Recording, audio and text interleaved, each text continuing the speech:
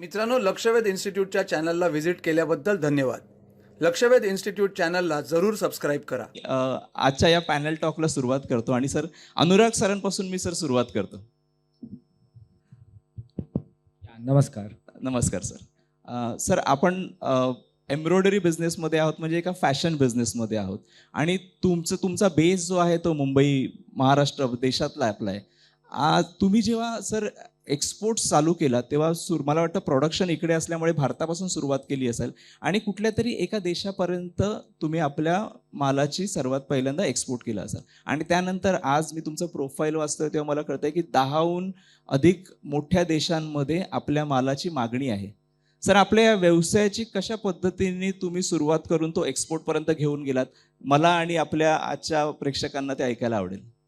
तर आम्ही ॲक्च्युली म्हणजे मी लंडनमध्ये शिकलो आहे फॅशन डिझायनिंग. तर तेव्हा मला तिथे डिझायनर्सबरोबर काम करताना मला कळलं की सगळी एम्ब्रॉयडरी जे होते, जे आपण रेड कार्पेट्सवर बघतो, ऑस्कर्स रेड कार्पेट असेल, फॅशन शोज असेल, ती सगळे इंडियामध्ये होते. ते ए टू झेड सगळं इंडियामध्ये बनतं ते. कारण की आपल्या इथे एवढे कारिगर आहेत, ते एक्सपर्टीज आहेत आणि इन्फ्रास्ट्रक्चर आहे त्याच्यासाठी आणि आपली ही जुनी परंपरा आहे बेसिकली. तर जेव्हा आम्ही सुरू केलं, ज्यांच्यावर मी म्हणजे शिकत होतो आणि जे काम करत होतो, ते लोक मग डिझायनिंग हाऊसेसमध्ये काम करायला लागले आणि ते लोक मला विचारायला लागले असंच बोलताना की तू ओळखतो का कोणाला जे एम्ब्रॉयडरी करतात. तर मीच सुरू करतो हे. तसंच आम्ही स्टार्ट केलं अँड म्हणजे वी स्टार्टेड फ्रॉम म्हणजे युकेचे ब्रँड्स होते, कंपनीज होते आणि हळूहळू मग social media, trade fares etcetera करून करून आम्ही दुसऱ्या देशांपर्यंत ही पोचलो. तसंच सर, मग एक्सपोर्ट करत असताना जसं आपल्या देशाचं एक कल्चर आहे, आपण असं म्हणतो की आपण ट्रेडिशनल आहोत, आपण देवधर्म मानणारे आहोत, प्रत्येक देशाचं आपलं एक कल्चर असेल. मग जेव्हा तुम्ही या फॅशन व्यवसायामध्ये आहात तर प्रत्येक देशाच्या त्या अशा पद्धतीच्या प्रॉडक्टच्या मागणीसाठी त्या ट्रेंडचा, त्या कल्चरचा विचार करता प्रॉडक्ट्स डेव्हलप करायच्या आधी? हो, डेफिनेटली. म्हणजे आमची जी डिझाईन टीम आहे ती दर देशासाठी वेगळे वेगळे डिझाईन्स करते. आता जे ऑस्ट्रेलियामध्ये चालतं ते युकेमध्ये फॉर एक्झाम्पल नाही चालणार. म्हणजे फॉर एक्झाम्पल ब्रिटिश जे आम्ही लग्नाचे गाऊन्स बनवतो, ब्रायडल गाऊन्स, तर ब्रिटिश ब्राईड्स असते त्यांना मिनिमल एम्ब्रॉयडरी आवडते. जेव्हा लेबनीज ब्राईड असते, लेबनॉन कंट्री, त्यांना फुल ब्लिंग, शायनी, क्रिस्टल्स असं पाहिजे असतं. तर आम्ही दर देशांसाठी, दर क्लायंटसाठी इंडिव्हिज्युअली असे सॅम्पल्स तयार करतो, जे फक्त त्यांचे स्पेसिफिक असतात आणि मग त्यांना दाखवतो आणि वी गेट ऑर्डर्स. तसं. ग्रेट. राजेश सर, मी तुमच्याकडे येतो. मी तुम्हाला सर आज आज मी इथे या पॅनल टॉकचा मॉडरेटर किंवा होस्ट म्हणण्यापेक्षा ही जी मंडळी इथे बसली आहेत ना, ह्यांचा प्रतिनिधी समजतो आणि तुमच्यासाठी हा प्रश्न सर खूप सोपा असेल, पण आमच्यासाठी तो सुरुवात आहे. सर, ज्यावेळी आमच्यासारखे व्यावसायिक ना एक्सपोर्ट्स करायचं म्हणतात तेव्हा त्याच्यासाठी काय कंप्लायन्सची गरज आहे किंवा कसल्या पद्धतीच्या डॉक्युमेंटची गरज लागते? जर एक्सपोर्ट करायचा म्हटलंय तर कुठल्या कुठल्या गोष्टींची जुळणी आम्हाला करावी लागेल, ह्याच्याबद्दल तुमच्याकडनं समजून घ्यायला आवडेल. नक्कीच. पहिल्यांदा मला अतुल सरांचं, लक्षवेधी संस्थेचं आणि हा जो प्लॅटफॉर्म तयार केलेला आहे तो यंग एंटरप्रिनरसाठी खूपच काय म्हणतात त्याला फॉर्च्युनेट आहे की तुम्हाला या प्लॅटफॉर्मवरती सगळंच ओपनली मिळत आहे. किती तुम्ही त्याच्यातून ॲब्झॉर्ब करता आणि तुम्ही किती इम्प्लिमेंट करता हे सगळं तुमच्यावरती आहे. हा प्रश्न तू जो विचारलास तो बेसिकली खूप इम्पॉर्टंट आहे की तुम्ही जर एक्सपोर्ट आतापर्यंत तुम्ही लोकल क्षेत्रामध्ये जे उद्योग केले आहेत, आता तुम्हाला विदेशामध्ये जर तुम्हाला संधी मिळत असेल तर डेफिनेटली तुम्हाला काही महत्त्वाचे जे लॉज आहेत, ॲक्ट आहेत, त्यांची साधारणपणे माहिती असायला पाहिजे. कारण की कधी काय होतं की तुम्ही करून जातात गोष्ट आणि नंतर तुम्हाला कळतं की हे लॅप्सेस झालेत, हे व्हायोलेशन झालंय आणि बिझनेस राहिला बाजूला आणि तुम्ही व्हायोलेशन हे निस्तरायला बसता. तर त्याच्यासाठी सुरुवातीपासूनच जर तुम्हाला ह्याची योग्य जर कोणी गायडन्स प्रॉपर दिलं तर डेफिनेटली हे तर एक्सपोर्ट जेव्हा क्षेत्रात तुम्ही उतरता तेव्हा डेफिनेटली आपल्याला जे बेसिक लॉज आहेत, like foreign exchange management act आहेत, RBI हे सगळं कंट्रोल करतो. पहिल्यांदा तुम्ही ऐकलं असेल फेरा डेज होतं, फॉरेन एक्सचेंज रेग्युलेशन ऍक्ट, आता फॉरेन एक्सचेंज मॅनेजमेंट ऍक्ट. आता खूप लिबरलाइज झालाय. गव्हर्नमेंट म्हणतं तुम्ही काही करा, सगळं म्हणजे अर्लियर जो लॉ होता तो everything is restricted unless permitted, now everything is permitted unless restricted. तर एवढा तो पूर्ण, आणि रुपी जी आहे ते बेसिकली पार्शली कन्वर्ट झालेली आहे. त्यामुळे आज करंट अकाउंट ट्रान्झॅक्शन तुम्ही घेतलं तर तुम्ही पैसे बाहेर घेऊन जाऊ शकता. आज इंडिव्हिज्युअल माणसाला पण $2.5 लाख प्रत्येक वर्षी तुम्ही बाहेर घेऊन जाऊ शकता फॉर स्पेसिफिक पर्पज. घर घ्यायचं असेल, बिझनेस करायचा असेल, कंपनी स्वतःची ओपन करायची असेल, हे सगळं मार्गदर्शन तुम्हाला त्या फेमा रेग्युलेशन्स मध्ये सगळं मिळतं. तर FEMA regulation basically controlling the foreign exchange inward as well as outward. तर तो एक इम्पॉर्टंट ऍक्ट आहे, तो तुम्हाला माहिती पाहिजे. दुसरं आहे फॉरेन पॉलिसी जी आहेत आपल्या, दी FTP फॉरेन ट्रेड पॉलिसी. प्रत्येक 5-5 वर्षांनी आपली फॉरेन ट्रेड पॉलिसी चेंज होत असते आणि त्याच्यात त्यांनी बरेचसे इन्सेंटिव्ह दिलेले आहेत. त्याची तुम्हाला माहिती पाहिजे की आज मी एक्सपोर्ट केलं तर मला सरकारकडनं काही बेनिफिट मिळू शकतं का, काही इन्सेंटिव्ह मिळू शकतात का. त्याप्रमाणे आपण ते जर आपला जर बिझनेस हे केला तर आता डेफिनेटली तुम्ही बघितलं तर ड्युटी ड्रॉबॅक स्कीम आहे, किंवा तुम्ही कॅपिटल गुड्स, तुम्ही जर मॅन्युफॅक्चर असाल आणि तुम्हाला कॅपिटल गुड्स इम्पोर्ट करायचे असतील आणि ते कॅपिटल गुड्स मशिनरी बेसिकली तुमच्या धंद्यासाठी लागणार असेल आणि त्याचा माल जर तुम्ही एक्सपोर्ट करत असाल तर त्याच्यावरचे काहीतरी export incentive, import duty free import तुम्हाला करू शकता. दुसरं आहे ती रिझर्व्ह बँक ऑफ इंडियाने काढलेली स्कीम आहे, ती इंटरेस्ट इक्वलायझेशन स्कीम आहे. तर प्री आणि पोस्ट शिपमेंट जे एक्सपोर्ट तुम्ही कराल आणि त्याच्यासाठी तुम्हाला जे लोन भांडवल लागणार आहे तर त्याच्यावरती सरकारने सबसिडी दिलेली आहे. त्या बेसिक गोष्टी. आणि GST ऍक्ट आहे, तर GST ऍक्ट मध्ये तुम्ही काही एक्सपोर्ट केलात तर त्याच्यावरती GST नाहीये. जर तुम्ही इनपुट वरती GST भरला असेल तर तुम्हाला रिफंड मिळता येतो.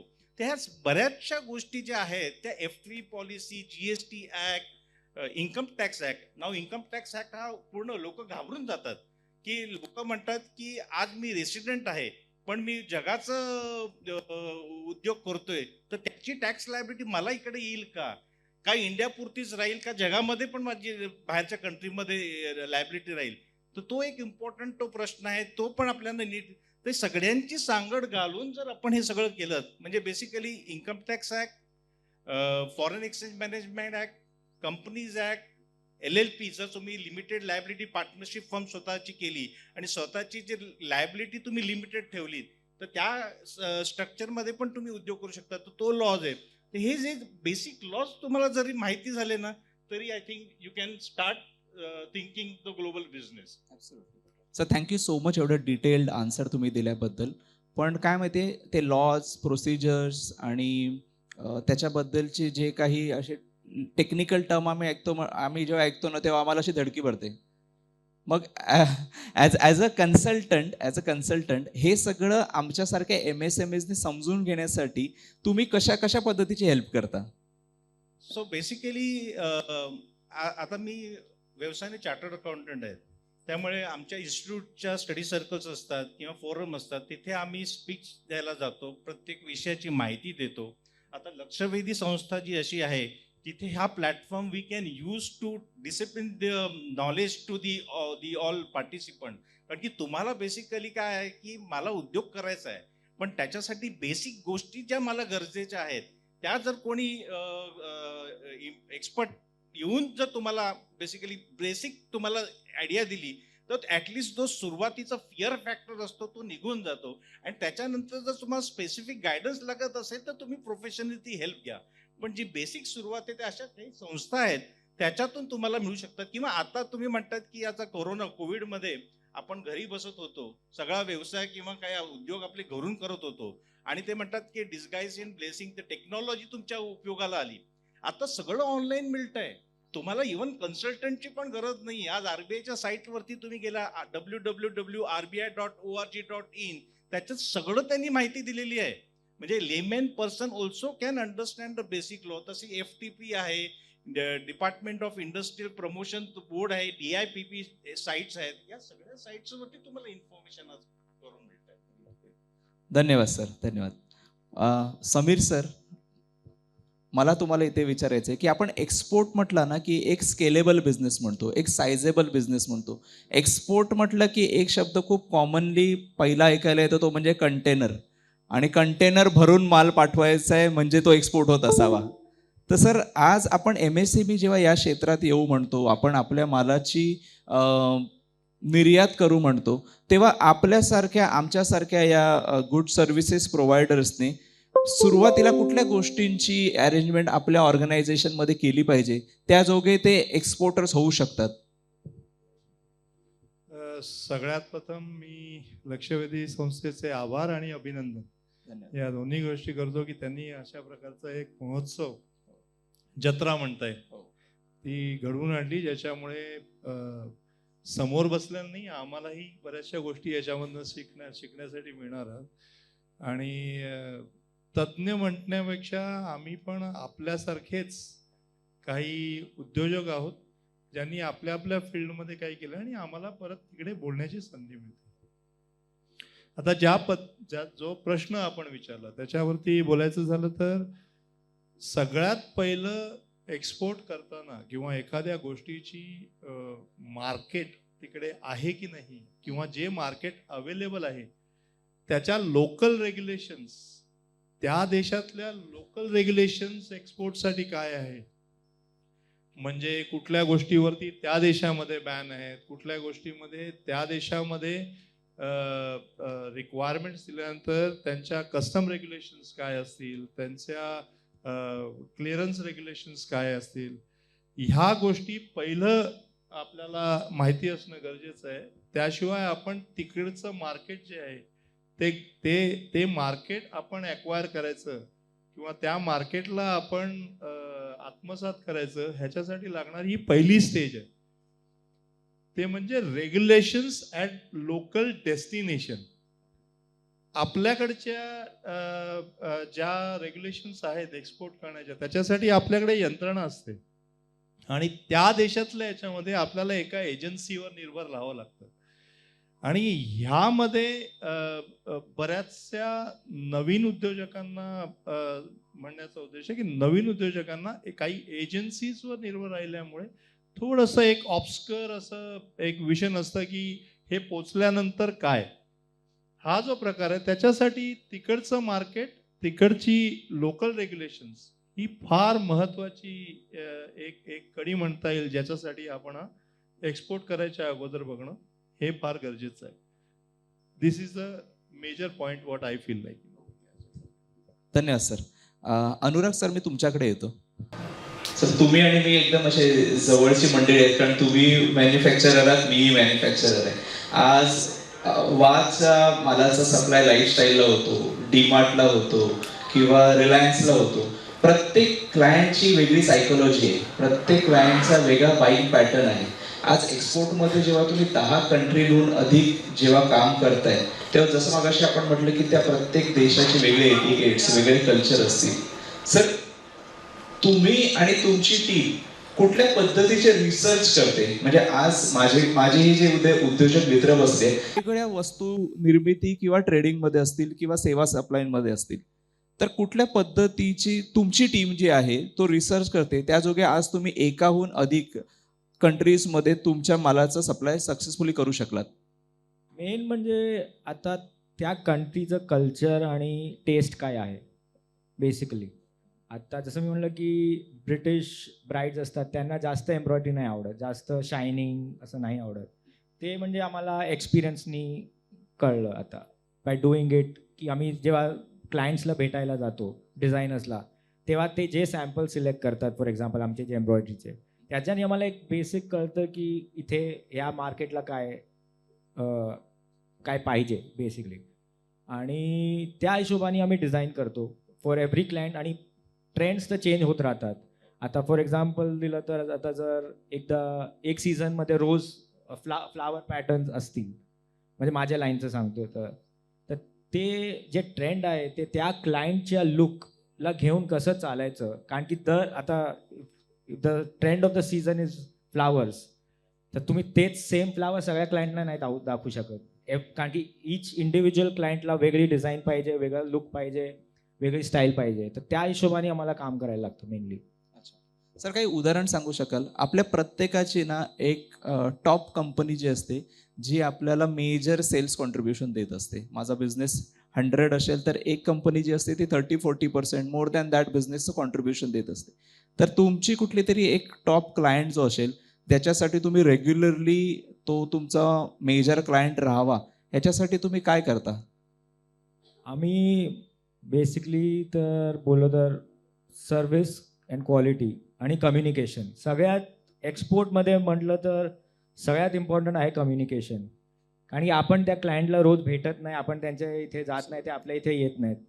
तर अवेलेबल राहणं आणि त्यांच्या क्वेरीज क्वेश्चन्स ईमेलवर, व्हॉट्सॲपवर, फोनवर रेडीली अवेलेबल राहणं आणि त्यांना उत्तर देणं की कधी तुमचा माल रेडी होईल, कधी डिस्पॅच होईल. त्यांना वर्क इन प्रोग्रेस पिक्चर पाठवणं की हा असं चाललंय आता, बरोबर आहे का, तुम्हाला काही चेंजेस पाहिजे का. तसं आम्ही म्हणजे client customer service, client service you can say, ते करून that is the only way. Okay. Rajesh sir, Anurag सरांनी आता इथे सांगितलं कम्युनिकेशन. आपल्या देशामध्ये ना हिंदी इंग्लिशमध्ये कामं होऊन जातात. आज आपण अनेक देशांबरोबर जर काम करायचं म्हटलं तर मी सर चायनाला गेलो होतो. वा कॉर्पोरेशनने एक्झिबिशनमध्ये पार्टिसिपेट केलं होतं. 7 दिवसाचं एक्झिबिशन होतं.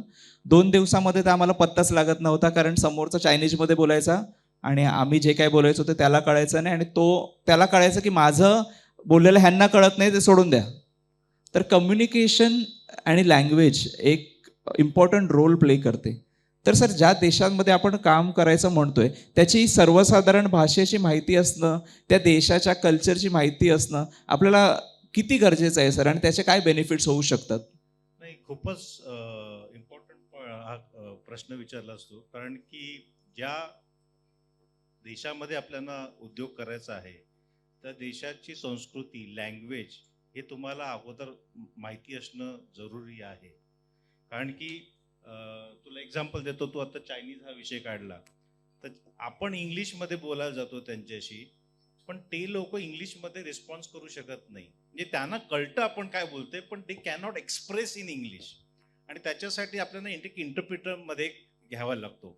आणि ते कधी कधी खर्चिक बाब होते की बाबा इंटरप्रिटर ठेवायचं, त्याचे पैसे द्यायचे. त्यापेक्षा आपल्याला ॲटलिस्ट बेसिक कमर्शियल कम्युनिकेशन जे म्हणतात, बेसिक, तुम्हाला पूर्ण भाषेचं ज्ञान असणं जरूर नाही आहे, पण आपण जे बोलतोय ते त्याच्या लँग्वेजमध्ये त्याच्याबरोबर बसून जर बोललो त्याचा इफेक्ट खूप वेगळा असतो. आज मी एक एक्झाम्पल देतो. माझे एक सहकारी चार्टर अकाउंटंट आहेत आणि त्यांचे बरेचसे क्लायंट हे चायनीज आहेत. त्यामुळे तो चायनामध्ये जातो. सुरुवातीला त्याला खूप बेसिकली हे करायला लागलं की जर चायनीज क्लायंट जर माझ्या देशामध्ये उद्योग करतायत आणि मला जर त्याला चार्टर अकाउंटन्सीची काही सर्व्हिसेस द्यायची असतील तर मी त्याला कसं अट्रॅक्ट करू शकतो. तर त्याने त्याची मुलगी पण त्याची चार्टर अकाउंटंट झाली आणि तिने चायनीज शिकवलं. ती त्याच्याबरोबर प्रत्येक ठिकाणी मिटिंगला किंवा चायनीज डेलिगेट इकडे आले तर त्याच्याबरोबर बसायला ती मुलगी खूप हेल्प करते की त्यांना काय हवं असतं. आणि बऱ्याचशा मोठ्या अकाउंटिंग जे फर्म आहेत त्यांच्या प्रत्येक देशात एक डेस्क आहे, China desk, UK desk, Japanese desk. त्यामुळे जपानीज लोक जर इकडे आले तर जपानीज लोकांना गोल्फ खेळायला खूप आवडतं. तर प्रत्येक जर तो माणूस कुठे जाईल, गोल्फ क्लबमध्ये तो जपानीज माणूस आहे की नाही बघायला जाईल आणि त्याच्याबरोबर ती बिझनेस मीटिंग चालू करेल. आणि जर माझ्या धंद्याबरोबर जर जपानीज माणूसच जर माझा सहकारी तिकडे असेल तर त्यांना खूप कम्फर्ट फॅक्टर येतो. अरे, मी काहीतरी शेअर करू शकतो याच्याशी, माझं काहीतरी बोलू शकतो याच्याशी. तर ह्या ज्या गोष्टी आहेत त्या सॉफ्ट आस्पेक्ट आहेत आणि त्याच्यावरती जर तुम्ही कमांड हे केलीत, बिझनेस राहिला बाजूला, पण त्यांचा कल्चर, त्यांची लँग्वेज आणि बेसिकली तुम्ही काय करता, तुम्हाला पण ग्लोबल सिटीजन, ग्लोबल व्यवसाय करायचा आहे, त्याच्यासाठी तुम्हाला ग्लोबल सिटीजन होणं आवश्यक आहे. आणि ग्लोबल सिटीजनसाठी नुसतं ग्लोबल सिटीजन नाही, सेन्सिटिव्ह सिटीजन. कारण की तुम्ही उद्या इंडियाची इमेज बाहेरच्या कंट्रीमध्ये घेऊन जात आहेत, तर तुमचं वागणं, तुमचं कल्चर आणि त्यांच्या लँग्वेजमध्ये जर तुम्ही बोलू शकलात तर खूपच, आय थिंक, तुमच्या धंद्यासाठी खूपच फायद्याचं आहे. Great great great. मला 2 गोष्टी कळत आहेत ह्याच्यातनं. अनुराग सरांनी सांगितलं की जेव्हा आपण त्यांच्याबरोबर रेग्युलरली कम्युनिकेट करत राहतो त्याच्यामुळे रिलेशनशिप बिल्ड होतात. Relationship is equal to trust sir. ज्याच्यावर आपण विश्वास ठेवतो त्याच्यावर आपण व्यवसाय करतो, असं सर्वसाधारण समीकरण आहे. सर तुम्ही सांगताय की ती भाषा जर आपण शिकलो, त्याच्यातली बेसिक्स जरी शिकलो, तरी अगेन आपण विश्वास निर्मिती करू शकतोय. So this is a very important point ज्याच्यावरती आपण चर्चा करतोय. मित्रांनो, तयारीला लागा. ज्या देशामध्ये काम करायचं असेल त्याची बेसिक लँग्वेज जरी शिकलात तरी हे आपल्यासाठी एक एंट्री पॉईंट होऊ शकतो. तुटकं फुटकं जरी तुम्ही शिकलात ना, that also they will appreciate की हा माणूस काहीतरी मला सांगायला कम्युनिकेट करतो. काही लोक लँग्वेज शिकणं ही हॉबी म्हणून पकडतात, पण तुम्ही ॲज अ कमर्शियल हॉबी जर ती पकडलीत, I think that would be the more advantages for you. एक एक्झाम्पल दिलं तर आता आम्हाला एक क्लायंट मिळालेली अर्जेंटिनाहून. आम्ही फुल कॉन्व्हर्सेशन गुगल ट्रान्सलेटनी करत होतो. मी गुगल ट्रान्सलेटमध्ये इंग्लिशमध्ये टाईप करायचो, जे अर्जेंटिना असायचं ते कॉपी पेस्ट करून व्हॉट्सॲपवर आम्ही बोलायचो आणि ऑर्डर फुलफिल केली आम्ही तसे. आणि जर तुम्हाला फॉर एक्झाम्पल वेळ नसेल किंवा ऑपॉर्च्युनिटी नसेल दुसरी भाषा शिकायची, तर you can always keep a agent in between. तो एक कमिशन घेईल 10%, 5%, 15%, आणि तो त्या क्लायंट्स बरोबर कॉन्व्हर्सेशन करेल आणि तुमचे ऑर्डर्स घेऊन येऊ शकतो. तसं.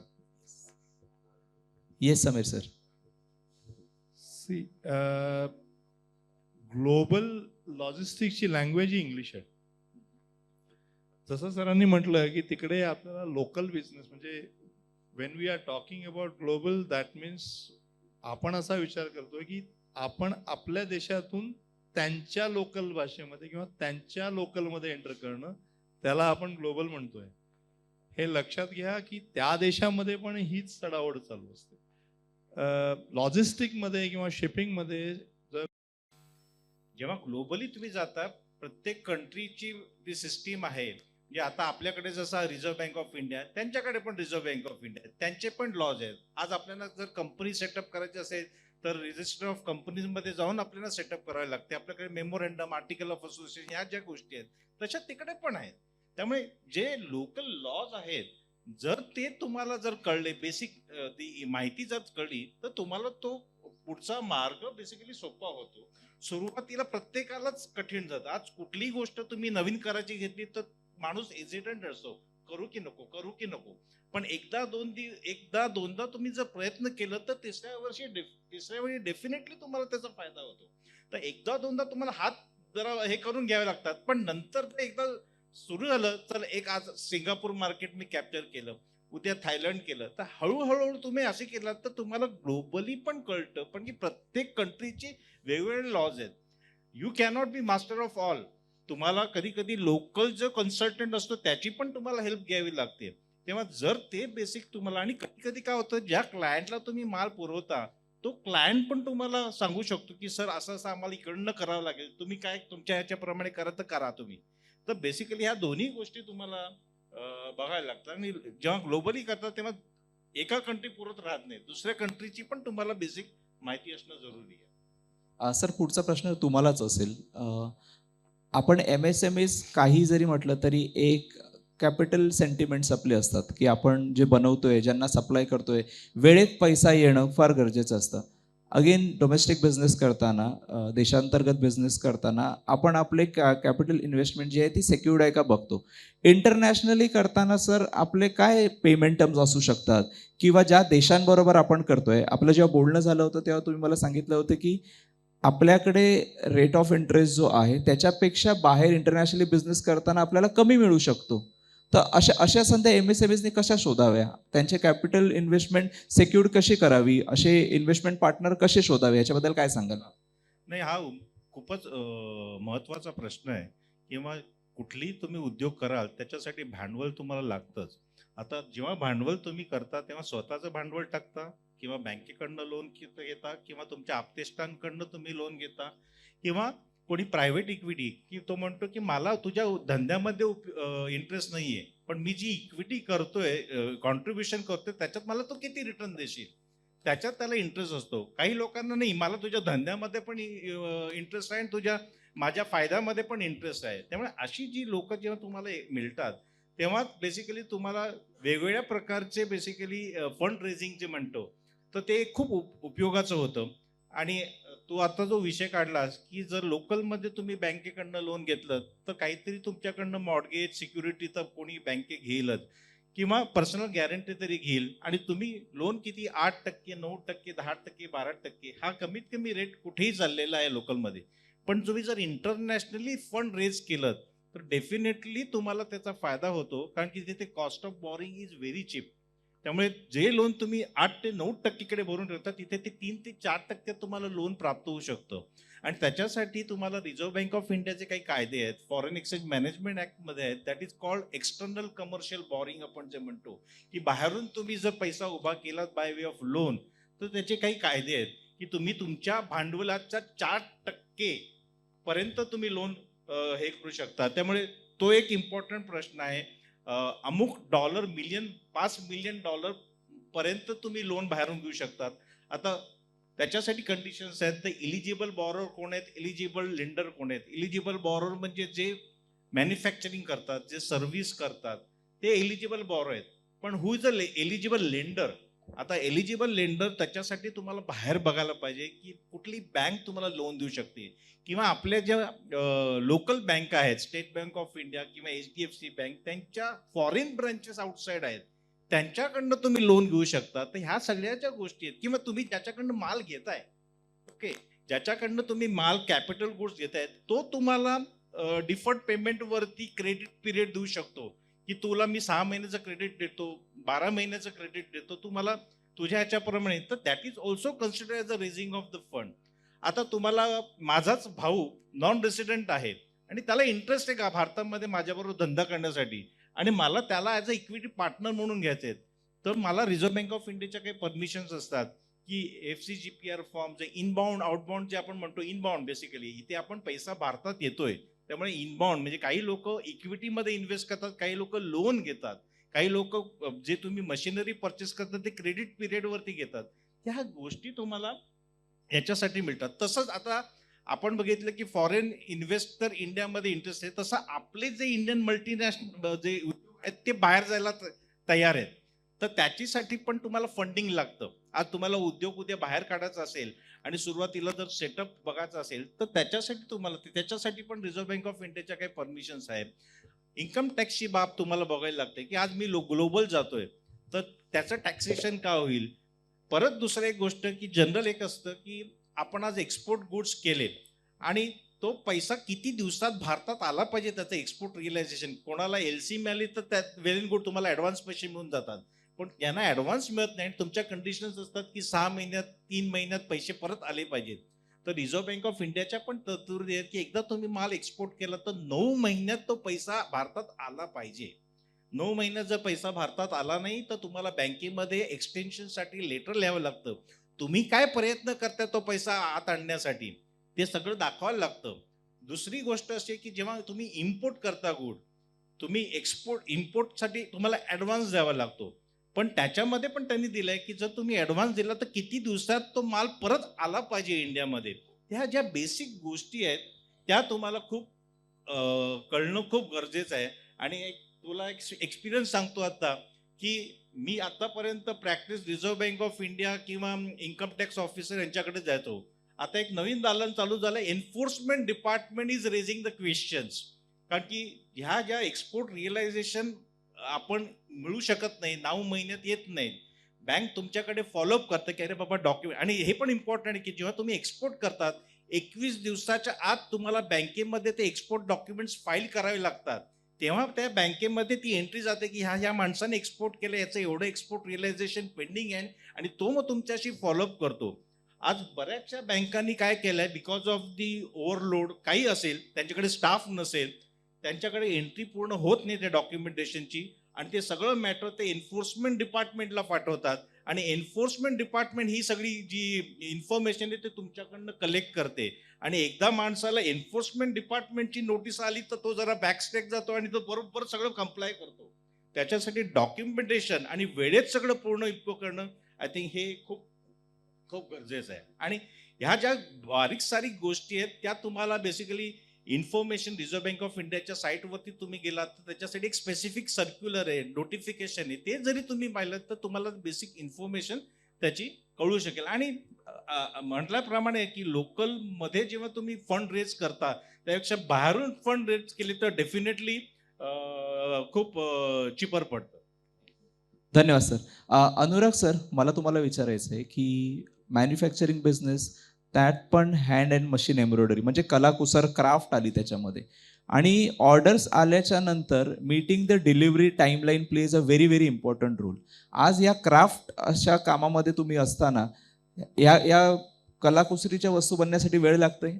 मग कशा पद्धतीची डिलिव्हरी टाईमलाईन तुम्ही घेता आणि कुठल्या प्रोसेसेस तुम्ही तुमच्या फॅक्टरीमध्ये राबवता त्या जोगे ते क्राफ्ट पण मेंटेन होते, ती ती जी जो डिलिव्हरेबल प्रॉडक्ट आहे तो त्यांच्या एक्सपेक्टेशन प्रमाणे पण बनतो आणि वेळेत डिलिव्हर होतो. आम्ही क्लायंटला आधीच एक टाईमलाईन देऊन ठेवतो की वी नो समथिंग की 2 वीक लागेल, आम्ही त्यांना 4 वीक सांगतो. Because you have to keep that buffer की आता आमचं हँडमेड प्रॉडक्ट आहे, काही इश्यूज आले, काही प्रॉब्लेम झाले, स्टेन झाले, होल झाले, and we may have to remake it also if it goes wrong. तर तेवढा बफर टाईम ठेवलेलं बरं असतं, कारण की you cannot go back to the client again and again asking for extension. आता आमचं असं झालं, आता तुम्ही आम्हाला टाईम द्या, आम्ही तुम्हाला थोडं लेट डिलिव्हरी देतो. So you have to keep a buffer time basically delivery timelines meet करायला. सर, टाईमलाईनवरनं पुन्हा आपण लॉजिस्टिक्समध्ये येऊया. सर, आपण मध्ये न्यूजमध्ये असं ऐकतोय की कंजेशन ॲट पोर्ट्स, म्हणजे शिप्स पोचतायत पण पोर्टवरती जागा नाही आहे आणि अनलोड मटेरियल होत नाही आहे. मग अशा वेळी सप्लायर जो एक्सपोर्टर असतो तो सर सफर होतो का, किंवा कुठल्या पद्धतीच्या टर्म्स त्यांनी त्याच्या क्लायंटबरोबर आधीच कम्युनिकेट केल्या पाहिजे, त्यामुळे जर इन केस कंजेशन असेल तर त्याच्यातनं तो बफर टाईम लाईन जसं सर सांगतायत तो मॅनेज करता येईल, किंवा ते राईट कम्युनिकेशनने आपल्याला आपल्या बिझनेसमध्ये काही पेनल्टीज लागणार नाही. काय कम्युनिकेशन असेल ते? ओके, मेजरली कंजेशन कोविडच्या वेळेला आपल्याला भरपूर बघायला मिळालं, इंडियन पोर्ट्समध्ये पण आणि बरेचसे देश युरोपमध्ये पण, तुम्हाला US मध्ये पण मिळालं. त्याचं मेजर कारण होतं की clearance of the cargo, the lack of labour in all the countries because of at the time of Covid. त्याच्यामुळे आपल्याला हे बऱ्याचशा पोर्ट्समध्ये दिसलं की माल, उतरलेला माल हा लवकर क्लिअर होत नाही. ह्याच्यामुळे ज्या शिप्स घेऊन आल्या त्या परत ॲडिशनल माल ठेवू शकत नव्हत्या. कंजेशन कुठल्याही पोर्टला होणं त्याचं हे एकमेव कारण असतं. ठीक आहे, की अगोदर आलेली शिप किंवा अगोदर आलेला माल, कारण प्रत्येक पोर्टला एक लिमिटेड मर्यादा असतात की तेवढं त्याचा एक साधारणतः स्टॉक करण्याचा किंवा क्लिअरन्स करण्याचा एक स्कोप असतो. आता as an exporter, individual small exporter तुमच्या ह्या लक्षात येत नाही. त्यामुळे ह्याचं काम जे असतं ना, कंजेशन सांभाळण्याचं किंवा डिलिव्हरी टाईम सांभाळण्याचं, हा एक्सपोर्टरला हे टाईम देण्याचं काम जे असतं ते लाईन्सचं असतं. त्यावेळेला ज्या वेळेला तुम्ही बुकिंग करतायत त्यावेळेलाच लाईन्स सांगतो की हा माल इतक्या दिवसात पोहोचणार, आणि त्याच्यामध्ये त्याने काही टर्म्स लिहिले असतात टर्म शीट्समध्ये की अनअवॉइडेबल सर्कमस्टन्सेस असतात, त्याच्यामध्ये ॲक्ट ऑफ गॉड आलं किंवा एनी फोर्स मेजर आलं पोर्टला, ह्या सगळ्या एक्सक्लुजन्स असतात, त्याला तुम्ही काही अवॉइड करू शकत नाही. But in general the regular कंजेशनला प्रत्येक शिपिंग लाईन ही आपली कॅल्क्युलेट करून तुम्हाला टाईमलाईन देते की तो पोर्टला कधी पोहोचेल. ठीक आहे, आणि ती व्हेरिएबली चेंज, म्हणजे प्रत्येक वेळेला ती चेंज होत असते. असं गरजेचं नाही की 6 महिन्यापूर्वी असलेला टाईमलाईन हा आज असेल. आता गिविंग एन एक्झाम्पल, एक नकाला म्हणून मोझांबिकमध्ये पोर्ट आहे, जिकडनं आपल्या भारतामध्ये इम्पोर्ट, आता मी इम्पोर्ट बद्दल बोलतो की म्हणजे आपल्या देशासाठी असलेला इम्पोर्ट हा त्या देशासाठी एक्सपोर्ट आहे. सो रूल तर सेम अप्लाय होतात. तिकडनं आपल्या भारतात ह्या 5 महिन्यामध्ये बऱ्याच प्रमाणात ज्या डाळी असतात, पीज किंवा चणा, ह्या प्रकारची गोष्ट इम्पोर्ट होते. आणि most of them for a change, let me explain you everybody, 90% importers किंवा तिकडचे जे लोकल एक्सपोर्टर्स आहेत ते इंडियन आहेत. ओके, सो तेही MSMEचाच पार्ट आहेत. म्हणजे त्या शिपर्स, म्हणजे माल पाठवणारा पण आपणच तेच आहेत आणि माल घेणारे पण तेच आहेत. फार पूर्वीपासून आलेली प्रथा आहे आपल्याकडे, हजारो वर्षापूर्वी लोक तिकडे जात होती शिपने. तर त्याच्यामध्ये एक 3 महिन्यापूर्वी एका शिपला, म्हणजे त्यांच्याकडे 3 बर्थ्स आहेत, 3 टर्मिनल्स आहेत. थोडंसं डिटेलमध्ये सांगतो जिकडे शिप लागू शकतात. आता त्याच्या साईज आहेत, म्हणजे त्यांनी समजा 150 मीटरच्या शिप्स आणल्या तर तिथे 4 लागू शकतात, किंवा 200 मीटरच्या 2 शिप तर 2च लागू शकतात.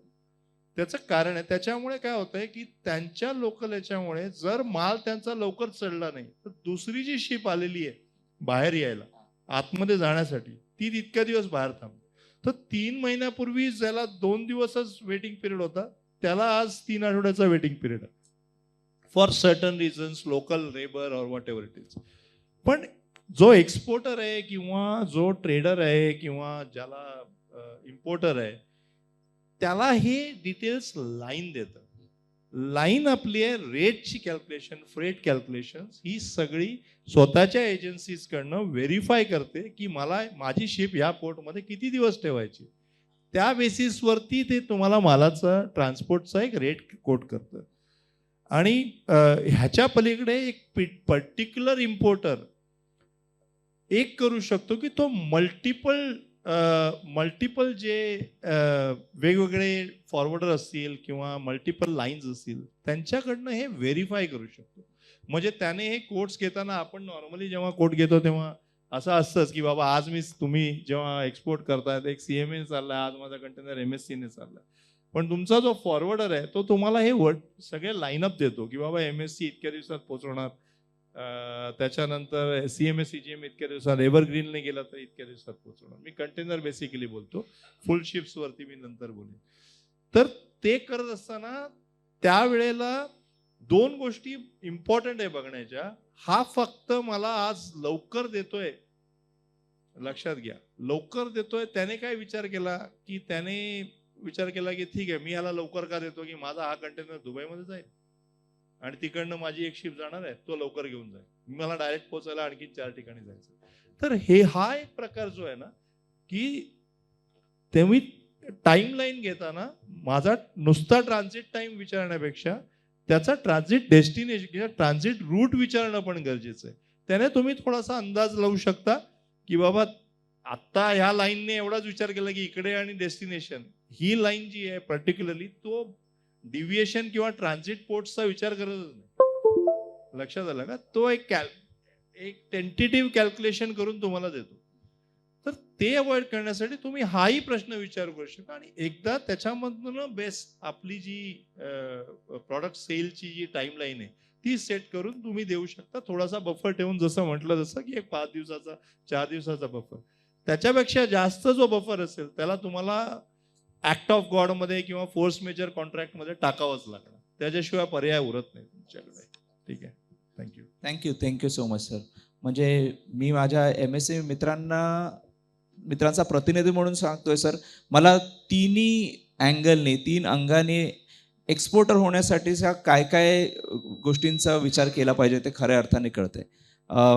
सर ग्लोबल अनुराग सरांना काही बोलायचं? अजून एक ह्याच्यात तुम्ही तुमच्या क्लायंट बरोबर काय टर्म्स डिसाईड केले ते पण खूप इम्पॉर्टंट आहे.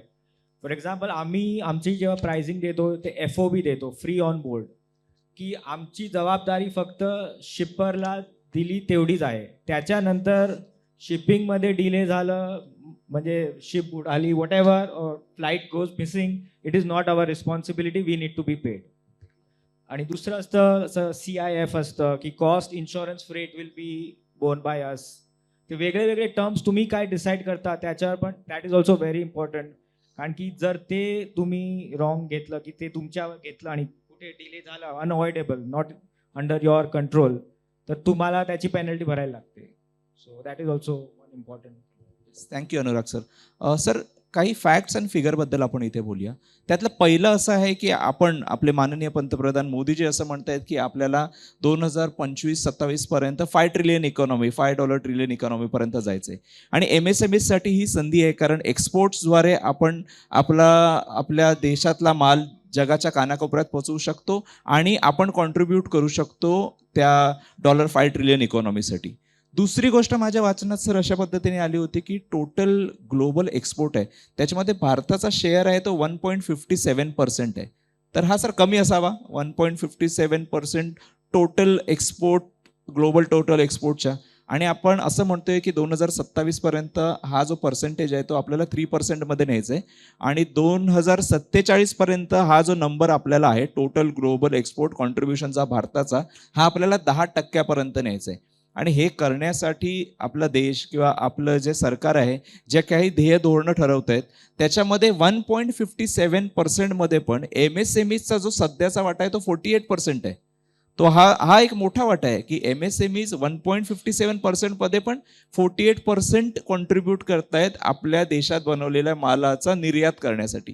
तर ही आपल्या सगळ्यांसाठी एक एनकरेजिंग गोष्ट आहे.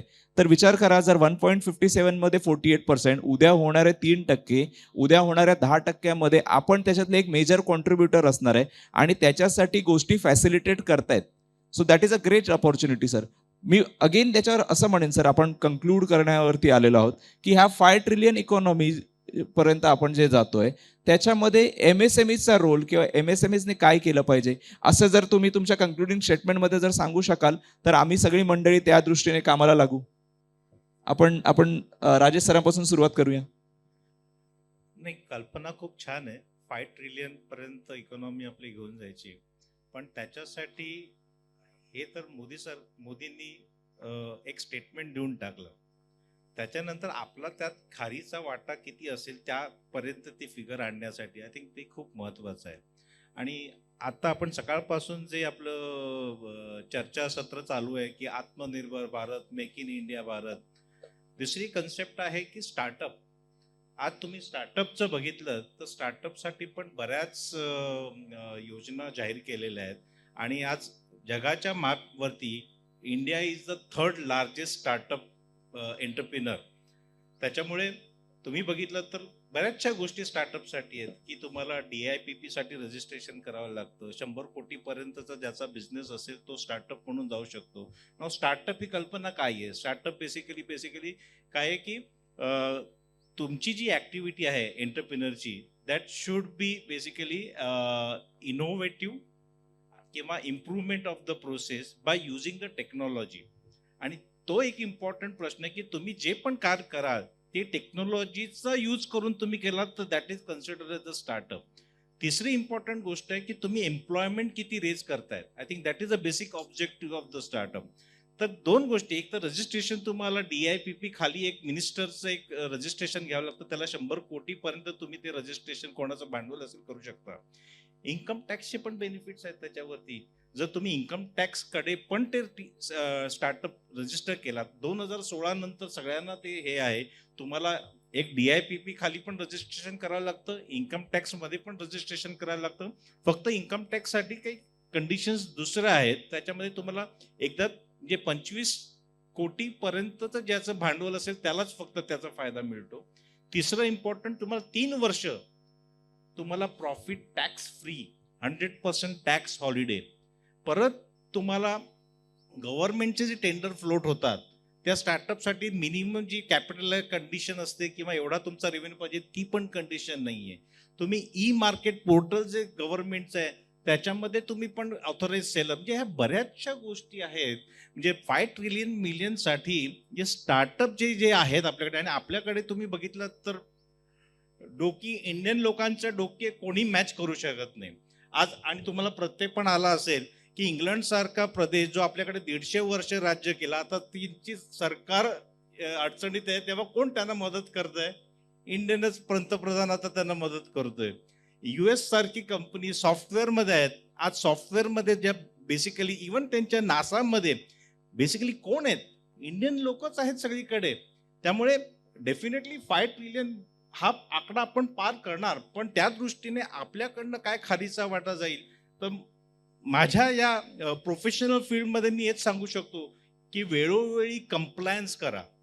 तुम्ही म्हणाल की मी एवढा टॅक्स वाचवतो, एवढा मी सेल्स टर्नओव्हर दाखवत नाही, पण आज सगळ्या गोष्टी एका खात्याच्या दुसऱ्या खात्याला कळतायत.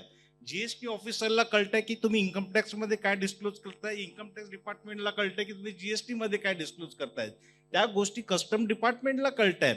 त्यामुळे जेवढे जास्तीत जास्त तुम्ही कंप्लायन्स कराल, टॅक्स भरा, पण डोक्याला शांती मिळेल, तुम्ही तुमच्या बिझनेसमध्ये कॉन्सन्ट्रेट करू शकाल आणि तेवढं तुम्हाला जास्त त्याचा फायदा. आणि तुम्ही शॉर्ट टर्म बघू नका. लॉंग टर्म विचार करा आणि त्याच्यासाठी बेसिकली कंप्लायन्स आणि बेसिक जे गायडन्स तुम्हाला पाहिजे हे जर तुम्हाला मिळालं तर हा थोडासा तुम्हाला उपयोग ते 5 ट्रिलियन मिलियन जाण्यासाठी नक्कीच पुरेसा पडेल. धन्यवाद सर. अनुराग सर, हे जे $5 ट्रिलियन इकॉनॉमीचे वारे वाहत आहेत, MSME मॅन्युफॅक्चरर आणि एक्सपोर्टर, तुम्ही या संधीकडे कशा पद्धतीने बघताय? आय थिंक खूपच अपॉर्च्युनिटी आहे वर्ल्ड ओव्हर, आणि असं बघितलं तर full world is your market. You are not, तुम्ही फक्त मुंबईला नाही विकत, महाराष्ट्राला नाही विकत, इंडियाला नाही विकत, तुम्ही संपूर्ण जगाला विकायची ऑपॉर्च्युनिटी आहे तुम्हाला, तुमचे प्रॉडक्ट्स, तुमचे सर्व्हिसेस. तर मला असं वाटतं की may be you should concentrate on what you do best. आणि सर आहे तिथे, त्यांच्यासारखे कन्सल्टन्स, एक्सपर्ट्स आहेत जे तुम्हाला गाईड करू शकतात, म्हणजे म्हणजे for logistics, for compliance, for everything. So basically you are doing your job. तुम्ही तुमचं काम करता, जे प्रॉडक्ट बनवणं आहे, सर्व्हिस बनवणं आहे. And I would say export is easier, like with if you have the right guidance and the right people with you, तर एवढं काही डिफिकल्ट नाही आहे. And world is your oyster, म्हणजे you can sell to any one and everywhere. एक add करायचं म्हणजे to commercial language म्हणायला गेलात तर आज माझ्या दृष्टीने ॲज अ चार्टर अकाउंटंट जर मला लोकल जर क्लायंट कोणी पैसे देत असतील आणि मला जर फॉरेनर कोणी पैसे देत असतील तर त्याच्या रेटमध्ये खूपच फरक असतो. म्हणजे तोच मी जर मुद्दा जर तुमच्या व्यवसायामध्ये आणला तर तुम्हाला लोकली जो पैसा मिळेल म्हणजे त्या गोष्टी विकून, ती गोष्ट तुम्ही जर एक्सपोर्टमध्ये केली तर डेफिनेटली तुम्हाला जास्तच पैसे मिळणार आहेत. त्यामुळे लोक म्हणजे entrepreneurs are thinking globally because there is a high level of profit आणि बेसिकली द ट्रस्ट फॅक्टर असतो. आणि एकदा तुम्हाला ते दालन ओपन झालं तर definitely there will be continuous flow of the trade going forward. I think तो एक मोठा एक ॲडव्हान्टेजेस असतो.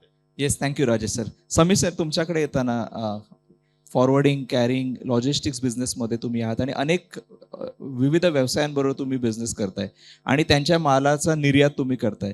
भारतातील कुठल्या मालाला सर जास्त मागणी आहे इंटरनॅशनली? आणि अगेन $5 ट्रिलियनमध्ये होण्यासाठी तुम्ही काय सांगाल की कुठल्या कुठल्या सप्लायजवरती आम्ही MSMEs लक्ष देऊ शकतो? आता जो गव्हर्नमेंट डेटाप्रमाणे पण तुम्हाला मिळेल की almost 17% of an export which is into minerals, then mineral oils, and त्या कॅटेगरीमध्ये सगळ्यात जास्त एक्सपोर्ट आपल्या देशाचा होतोय. सेकंडरी आत्ता जी एक नवीन ट्रेंड चालली ती मशिनरी एक्सपोर्ट्समध्ये भरपूर चालली, मॅन्युफॅक्चरिंग इंडियामध्ये भरपूर चालली. बिकॉज लास्ट मी 12-13 वर्षात बघतोय की आपण आपल्या इंडस्ट्रीसाठी किंवा एक साधारणतः 15-20 वर्ष मागे जाल तुम्ही तर आपल्या इंडस्ट्रीसाठी गिव्हिंग एन एक्झाम्पल, आपण रिॲक्टर्स, ट्रान्सफॉर्मर्स हे सगळे आपण इम्पोर्ट करायचो. And today we are carrying it out from India to overseas, म्हणजे for an Africa continent or for that matter Europe also, की आपणच आपल्याकडे तो मॅन्युफॅक्चरिंग पार्ट आला. But when you talk about a 5 trillion economy,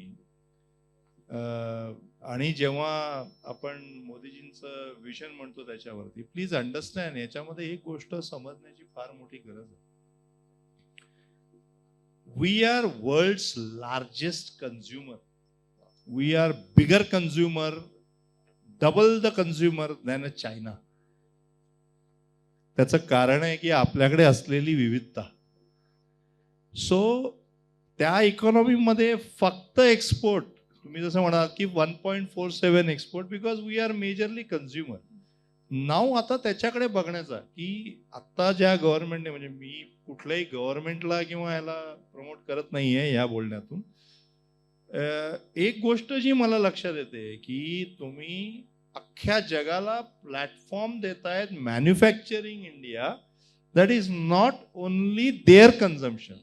कारण त्या सगळ्यांना आपण हेही दाखवतोय की तुमचं कन्झम्पशन आम्ही इथे करतो. बेसिकली हा त्यातला एक महत्वाचा भाग आहे. हा कॉम्बिनेशन इकॉनॉमी आहे. It is not only an export oriented 5 trillion economy, असं माझं म्हणणं आहे. इकॉनॉमिस्ट त्याच्यापेक्षा जास्त बेटर सांगू शकतील. मी एक लॉजिकल वे मध्ये लॉजिस्टिक्सचा असल्यामुळे म्हणू शकाल कदाचित, पण लॉजिकल वे मध्ये तुम्हाला हे सांगण्याचा प्रयत्न करतो. त्याच्यामध्ये MSME सर, कुठलाही मोठी industry as per me, if I don't want to name, but any big steel industry और any big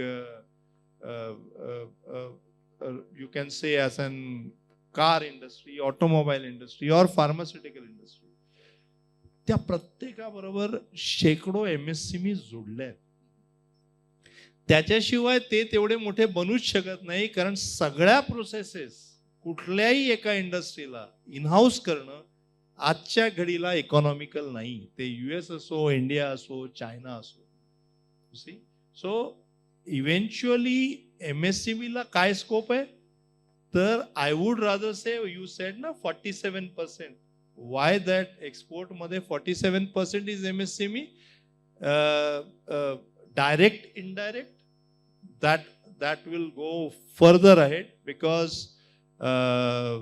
means further growth will be there. कारण इंडियामध्ये जसं सरांनी म्हटलं की स्टार्टअप्स जे येत आहेत त्या MSME ह्याच्याकडे पण लक्ष देतात की फक्त मी डायरेक्टली विकणं ह्याच्यापेक्षा माझ्या मालाची रिक्वायरमेंट ग्लोबली कुठे आहे आणि त्याचा कॅरियर किंवा त्याचा स्रोत इंडियामध्ये किंवा भारतामध्ये कुठे आहे यालाही शोधून तुम्ही ग्लोबल होऊ शकता. Again when we are saying global, local to global, that doesn't mean always you have to go out.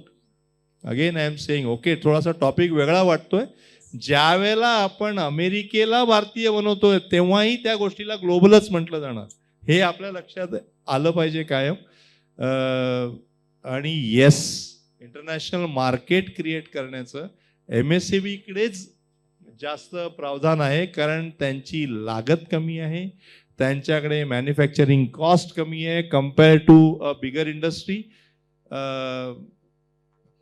Taking an example of any automobile industry, जेवढ्या मोठमोठ्या इंडस्ट्रीज म्हणतात त्यातले सगळेच पार्ट्स, सगळीच मॅन्युफॅक्चरिंग त्यांच्या फॅक्टरीमध्ये होत नाही. त्याचे जे सपोर्टिंग वेंडर्स आहे, what is MSME? It's not necessarily the moment MSME thinks that I am solely, म्हणजे मी एकट्याने काहीतरी मोठं मॅन्युफॅक्चरिंग करणार आहे, तेव्हा त्याचं रूपांतर त्या MSMEचं लार्ज इंडस्ट्रीमध्ये होणार. जोपर्यंत MSME मला आणि माझ्या असलेल्या लार्ज इंडस्ट्री या दोघांकडे लक्ष देऊन आणि त्यांच्या पुरवठ्याकडे लक्ष देत राहील, तोपर्यंत MSME ला मरण नाही. आणि MSME ची ग्रोथ ही निश्चितच आहे. आणि त्याच्यामध्ये ह्या 5 ट्रिलियन मध्ये इनडायरेक्टली बघितलं तर कायमच जास्त मोठा वाटा हा MSME चाच असणार. Thank you so much Anurag sir, thank you so much Rajesh sir, thank you so much Sameer sir. आज ग्लोबल आपल्याला असं आज उद्या परवा काही 6 महिन्यात 8 महिन्यात असं होणं शक्य नाही. हा विषय घेण्याच्या पाठचा जो रिझन, जे एक प्रामाणिक प्रयत्न असा होता की तो अवेअरनेस, दुसरी गोष्ट एक एम्पॉवरमेंट आणि एनरिचमेंट. तुमच्या या अनुभवातना तुम्ही जो तुमचा विजडम आमच्या सगळ्यांबरोबर शेअर केलात सर, ती तिघांनी आपण जे शेअरिंग केलं आहे, it has added a great value to our life and to our knowledge. On behalf of business Jatra and our entire team, मी तुम्हाला खूप खूप धन्यवाद देऊ इच्छितो इथे की सगळ्यात पहिलं तुम्ही इथे आलात आणि तुमचा मौल्यवान विचार, तुमचा अनुभव आमच्याबरोबर शेअर केलात.